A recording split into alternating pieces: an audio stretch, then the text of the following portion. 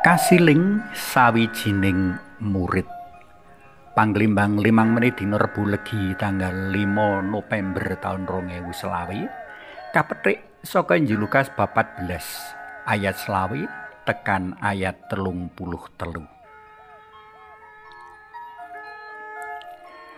Elek-elek kaya mengkene iki aku mono sawijining guru basa Jawa. Sing ndadekake ayahanku istimewa yaiku menawa murid-muridku dudu wong Jawa ananging wong-wong jaban rangkah Jawa. Ana sing saka Flores, ana sing saka Nias, ana sing saka Kalimantan, ana sing saka Batak, ana sing saka Bali lan sak pituruté. Ing sawijining evaluasi akhir taun, sawetara murid kang rumangsa ora maju-maju anggone sinau basa Jawa ngandhakake menawa bocah-bocah mau ora bisa munjer ing pasinaon.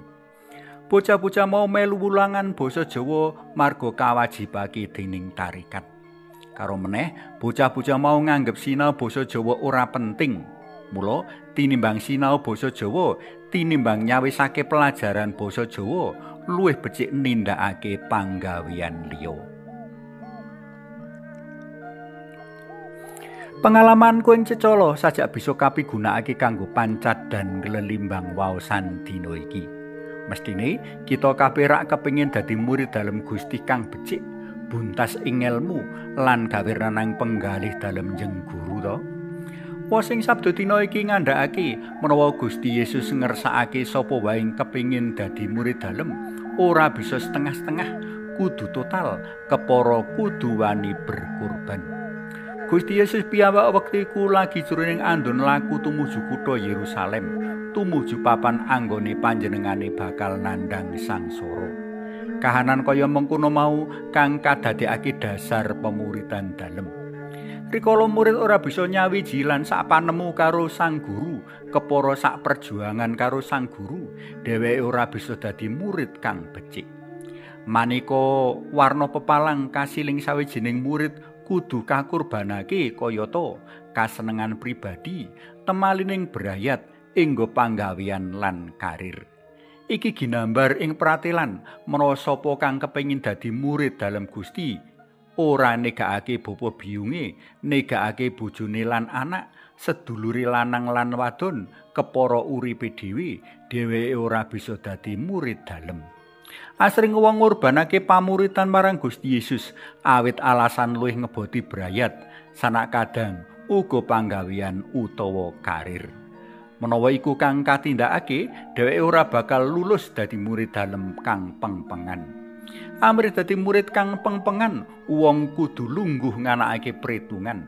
Sakeh kemampuan diri kudu kapretung kanggo sangu panyengkuyung panjurung pamuritan mau.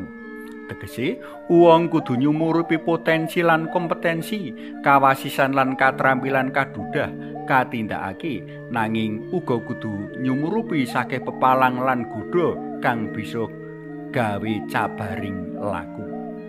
Kanthi migunakake potensi lan kompetensi kang kadarbeki, wong bisa dadi murid kang tumanja lan tumanjem.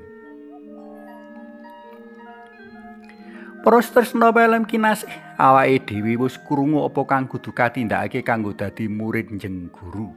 Tanpa totalitas lan perjuangan, kita ora bisa dadi murid kang becik.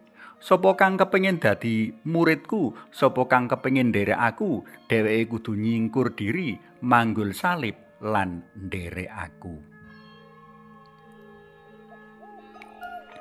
Suwawi sami munjuk, kunjungan dalem Yang Rama so Yang Putra tuwin Yang Roh Suci. Amin. Gusti Yesus kekeran dados murid dalem ingkang satuhu sampun kawedhar ing waosan dinten menika.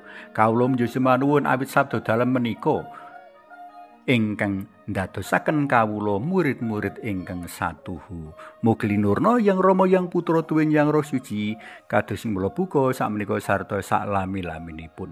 Amin. Kunjungan dalam Yang Rama so Yang Putra tuwin Yang Roh Suci. Amin.